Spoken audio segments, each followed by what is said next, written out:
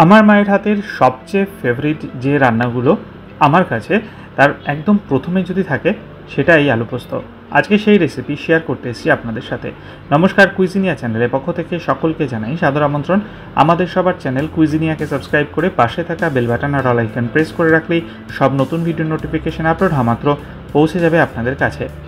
মায়ের হাতের আলু পোস্ত একদম অমৃত সমান, আর আজকে সেই রেসিপিটা মা আপনাদেরকে রান্না করে দেখাচ্ছে। আজকের রেসিপিতে কিন্তু আমার কোনো জারিজুরি নেই, পুরোটাই মায়ের করা। আসুন দেখে নেওয়া যাক। এখানে সর্ষের তেল গরম করা হয়েছে, একটু বেশি পরিমাণ তেল দিয়ে কিন্তু মা রান্নাটা করে। তাতে দিয়ে দিচ্ছে আলু, 600 গ্রাম পরিমাণ আলু ডুমো করে কেটে এর মধ্যে মা অ্যাড করে দিল। আর এবার এর মধ্যে মা এটাকে একটু নেড়ে চেড়ে নেবে তেলের সাথে, আর তারপর এতে দিয়ে দেবে প্রথমেই স্বাদ অনুযায়ী নুন। স্বাদ অনুযায়ী নুনটা এখানে দিয়ে দেওয়া হচ্ছে। তারপর এই আলুগুলোকে ভেজে নেওয়ার পালা। মোটামুটি 5 মিনিট সময় নিয়ে মিডিয়াম টু হাই ফ্লেমে মা কিন্তু আলুগুলোকে ভেজে নিয়েছে, যাতে আলুগুলো ভাজতে ভাজতে অনেকটা কুক হয়ে যায়। ঠিক এরকম একটা লালচে কালার আসা পর্যন্ত আলুগুলোকে ভেজে নেওয়া হয়েছে। এরপর এতে দিয়ে দেওয়া হচ্ছে হাফ টিস্পুন পরিমাণ হলুদ গুঁড়ো, দেওয়া হচ্ছে হাফ টিস্পুন পরিমাণ লাল লঙ্কার গুঁড়ো, আর দেওয়া হচ্ছে হাফ টিস্পুন পরিমাণ কাশ্মীরি লাল লঙ্কার গুঁড়ো রঙের জন্য।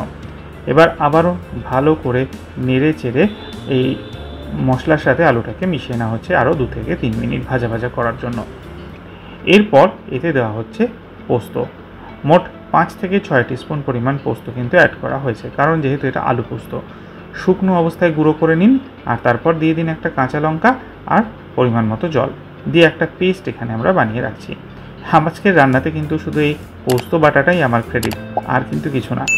এবার মা এই পোস্ত বাটাটা এই আলুর মধ্যে দিয়ে দিচ্ছে, দিয়ে ভালো করে নেড়ে চেড়ে মিশিয়ে নিয়ে আবারও মিনিট 4 থেকে 5 সময় নিয়ে এটাকে ভেজে নিচ্ছে। দেখবেন পোস্ত ভালো করে ভাজলে কিন্তু বেশ সুজির মতো ব্যাপারটা হয়ে যায়, বেশ শুকনো শুকনো ঝরঝরে ব্যাপারটা আসতে থাকে। ঠিক এই রকম পরিমাণ টাইম নিয়ে কিন্তু মা পোস্তটাকে ভেজে নিয়েছে, আশা করি বোঝা যাচ্ছে ভিডিওতে।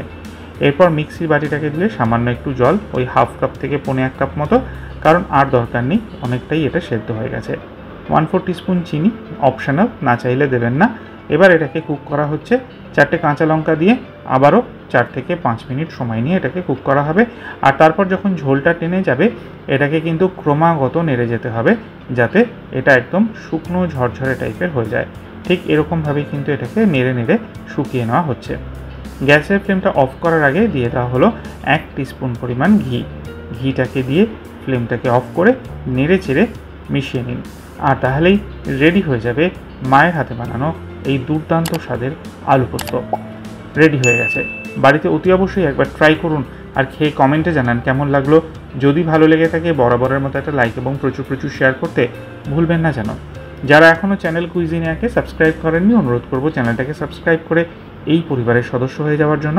লাইফ ইজ প্রেশাস, গল্পের শিকারে কাল চ্যানেল দুটিকে সাবস্ক্রাইব করতে আজকের ভিডিও ডেসক্রিপশন বক্সের লিঙ্কটা প্লিজ চেক করে নেবেন।